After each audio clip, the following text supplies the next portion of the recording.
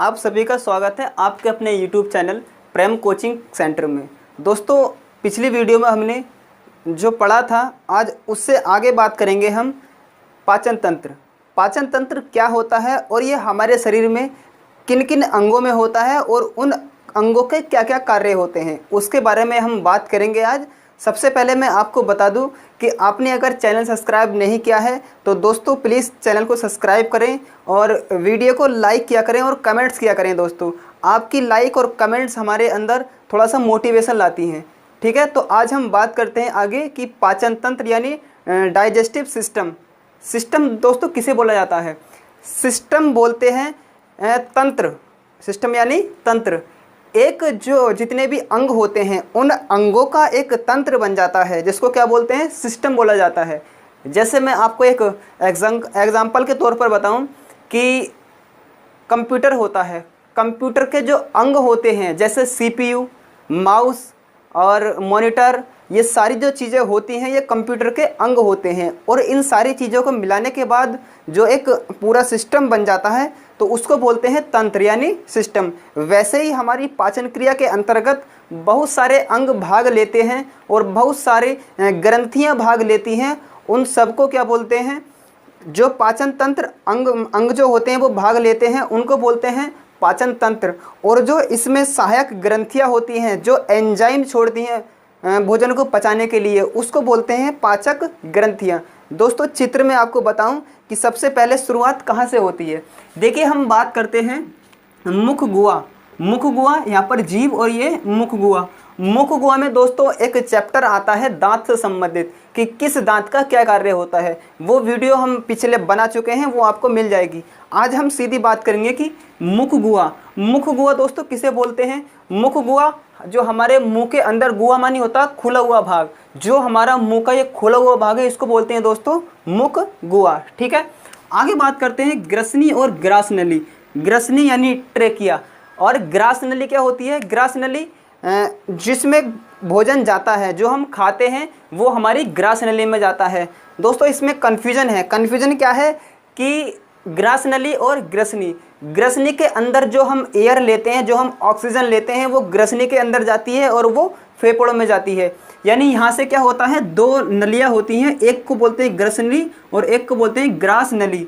ठीक है दोस्तों, तो ग्रास नली के अंदर फूड यानी हमारा खाना जाता है और यहाँ पर क्या जाती है? एयर जाती है। दोस्तों, आगे बात करते हैं। यहाँ पर ये फेफड़े लग्स होते हैं, इससे नीचे होता है हमारा डायफ्राम। डायफ्राम की चर्चा हम दोस्तों श्वसन तंत्र के बारे जब पढ़ाएंगे उसमें चर्चा करेंगे। डायफ्राम दोस्तों ये क्या होता है? यहाँ से यहाँ तक जो जाता है उसके बाद आता है आमाशय।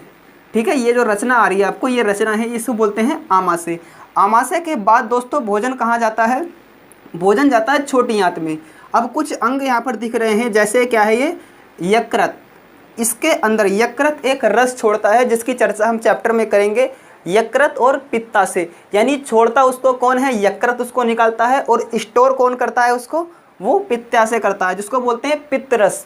ठीक है, अब यहाँ पर एक रचना इस टाइप से दिख रही है, यहाँ पर ये जो कि आमाशय से नीचे रचना है, इसको बोलते हैं अग्नाशय। अग्नाशय अलग होता है और आमाशय अलग होता है। क्या बात होती है? जो अग्नाशय होता है ये एक एंजाइम छोड़ता है कई तरह के, जो भोजन को पचाने में काफ़ी सहायक होते हैं। और अग्नाशय दोस्तों बोलते हैं पेट को, जो हमारा पेट होता है उसको बोलते हैं अग्नाशय। ठीक है, उसके बाद खाना कहाँ जाता है? छोटी आंत में। छोटी आंत में छोटी आंत के 3 भाग होते हैं, उसको हम चर्चा करेंगे अभी। और उसके बाद क्या है दोस्तों? बड़ी आंत। बड़ी आंत के बाद क्या है? मल द्वार यानी रेक्टम, यहाँ पर होता है रेक्टम। भोजन हमारा वहाँ पर जाता है। और यहाँ पर एक होता है अपेंडिक्स होता है ये, यानी एक अवशेषी अंग पाया जाता है अपेंडिक्स। ठीक है, समझ में आया? भोजन सबसे पहले कहाँ जाता है? मुख में जाता है, उसके बाद मुख गुहा में जाता है। ठीक है दोस्तों, उसके बाद मुख गुहा। मुख गुहा के बाद जाता है ग्रास नली के अंदर भोजन। ठीक है, मुख गुहा, ग्रास नली। ग्रास नली के बाद दोस्तों कहाँ जाता है? फिर जाता है आमाशय के अंदर। आमाशय में क्या होता है? दोनों साइडों से जो आमाशय के भी 2-3 भाग होते हैं, उसकी बात हम करेंगे वीडियो के अंदर। फिर उसके बाद छोटी आंत में खाना जाता है, छोटी आंत के बाद बड़ी आंत में। ठीक है, समझ में आया इतना? अब आगे बात करते हैं दोस्तों आहार नाल। आहार नाल किसको बोलते हैं? सबसे पहली बात, आहार नाल उस पाइप को बोला जाता है जिसके अंदर खाना शुरू से और लास्ट तक रहता है। उस सारे नाल को क्या बोलते हैं? आहार नाल बोलते हैं। ग्रासनली केवल वो होती है जो यहाँ से हमारे गले से और हमारे आमाशय तक मिलाती है, यानी खाना गले से और आमाशय तक जाता है, उसको बोलते हैं ग्रासनली, ठीक है। और आहार नाल बोलते हैं जिस पाइप में खाना रहता है पाचन के दौरान, उसको क्या बोलते हैं, उसको आहार नाल बोला जाता है, ठीक है, आहार नाल या फूड पाइप। दोस्तों इसकी लंबाई की अगर हम बात करें तो इसकी लंबाई जो होती है आहार नाल की वो 32 फीट होती है, ठीक है, 32 फीट बोल सकते हैं, या इसको अगर मीटर में हम कन्वर्ट करेंगे तो 9 मीटर हो सकता है, ठीक है, 9 मीटर या उससे थोड़ा बहुत कम या ज़्यादा। एग्जैक्टली हम क्या लगा सकते हैं आंसर में 9 मीटर, अगर 9 नहीं है तो 8 लगा सकते हैं, ठीक है। मुख गुहा, अभी मैंने बताया कि मुख गुहा हमारा मुंह का खुला हुआ भाग होता है, उसको मुख गुहा कहते हैं। उसके बाद ग्रासनली, ठीक है, पहले भोजन कहाँ जाता है, मुख गुहा में। मुख गुहा में क्या होता है, लार ग्रंथियाँ होती हैं और यहाँ से कई सारे एंजाइम निकलते हैं, मतलब 20% जो पाचन होता है भोजन का वो मुख गुहा के अंदर ही हो जाता है। फिर आगे आगे अपने अपने अंग क्या है वो पाचन में सहायक हो जाते हैं। दोस्तों आगे बात करते हैं हम आमाशय, फिर जाता है भोजन आमाशय या पेट के अंदर, ठीक है, आमाशय को बोलते हैं पेट। दोस्तों आगे बात करें छोटी आंत, फिर खाना जाता है छोटी आंत के अंदर, छोटी आंत के बाद बड़ी आंत में, ठीक है, समझ में आया, बड़ी आंत। फिर उसके बाद गुदा, यानी गुदा बोलते हैं जहाँ पर खाना जाकर पचने के बाद रुक जाता है बिल्कुल, उसके बाद उसको मल त्याग करके बाहर निकाल दिया जाता है। दोस्तों अगर हम बात करें कि खाना का पाचन क्या होता है, खाने को पाचन की कई सारी विधि होती हैं। खाने की जो पाचन की सबसे जो मेन चीज़ है कि खाना पचाना क्यों आवश्यक है। दोस्तों जो हम खाना खाते हैं उसके अणु बड़े बड़े होते हैं, ठीक है, खाना हम खाएंगे तो रोटी के तौर में उसके अणु जो होते हैं वो बड़े होते हैं। बड़े अणुओं को यानी जटिल अणुओं को छोटे अणुओं में या सरल अणुओं में तोड़ने की प्रक्रिया ही क्या कहलाती है, पाचन तंत्र के अंतर्गत आती है, यानी पाचन कहलाता है, ठीक है, यानी जटिल अणुओं को सरल अणुओं में तोड़ना ही पाचन कहलाता है, ठीक है।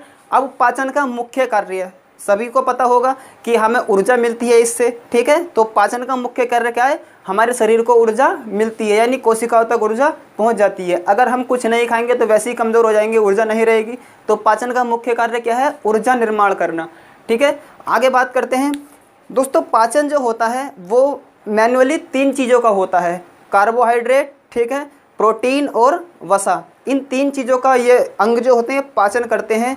बाकी जो जल होता है और खनिज होते हैं, विटामिन होते हैं, वो इतने छोटे कण होते हैं कि उनको ऑटोमेटिक यानी खुद ही सोख लिया जाता है, उनके पाचन की आवश्यकता नहीं होती है, ठीक है, समझ में आया इतनी बात। अब दोस्तों आगे बात करते हैं, जो पाचन की क्रिया होती है वो भौतिक रासायनिक क्रिया है। अगर हमारे मुंह तक है यानी हमारे मुंह में है तो वो क्या है, भौतिक है। भौतिक कैसे है कि जब हम दांतों से भोजन को पीसते हैं, दांतों से भोजन को चबाते हैं तो वो क्या है, वो भौतिक क्रिया है, ठीक है। उसके बाद हमारी लार भोजन के अंदर मिल जाती है, फिर रासायनिक क्रिया केमिकल रिएक्शन शुरू हो जाती है, ठीक है। तो कैसी क्रिया है ये, भौतिक रासायनिक, ठीक है, भौतिक रसायन क्रिया है कौन सी, पाचन तंत्र, यानी पाचन की जो क्रिया होती है वो भौतिक रासायनिक होती है। आई होप कि आपको समझ में आया होगा। दोस्तों आगे बात करते हैं हम पाचक ग्रंथियाँ। पाचक ग्रंथियाँ वो होती हैं जो भोजन को पचाने में एंजाइम छोड़ती हैं, यानी सहायक एंजाइम छोड़ती हैं। जैसे कार्बोहाइड्रेट को तोड़ना है मंड में, उसके बाद मंड को किसी और चीज़ में, फिर प्रोटीन को तोड़ना है पेप्टोन में, पेप्टाइड में, ये सारी ग्रंथियाँ ही काम करती हैं। ग्रंथि अगर नहीं होंगी तो हमारा भोजन नहीं पचेगा, ठीक है। तो सबसे पहले मुंह के अंदर होती है लार ग्रंथि, उसके बाद होती है जठर ग्रंथि या जठर रस। जठर ग्रंथि जठर रस निकालती है और ये आमाशय के अंदर होती है, जो पेट होता है उसके अंदर ये होती है, ठीक है। आगे बात करते हैं यकृत। यकृत से क्या होता है, पित्त निकलता है, पित्त निकलता है और पित्त क्या होता है, क्षारीय होता है। क्षारीय यानी वो कड़वा होता है। जो भोजन अम्लीय आया होता है उसको क्षार बनाने का काम कौन करता है, यकृत से निकलने वाला पित्त रस, यानी पित्ताशय के अंदर जो स्टोर होता है, ठीक है। आगे बात करते हैं अग्नाशय।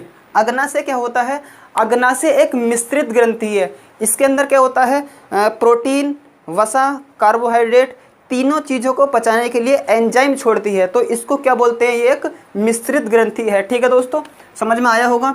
आगे बात करते हैं अत्र ग्रंथि, यानी जो छोटी आंत का लास्ट वाला भाग होता है वहाँ पर कुछ रस निकलते हैं, उसको क्या बोलते हैं, अत्र ग्रंथि, या मतलब कई सारे रस निकलते हैं वहाँ से जो भोजन को पचाने में सहायक होते हैं। दोस्तों हम अब बात करते हैं किसकी, मुख गुहा की, कि मुख गुहा में पाचन कैसे होता है और किस किस चीज़ का पाचन होता है। ठीक है दोस्तों, आगे देखते हैं हम कि होता क्या।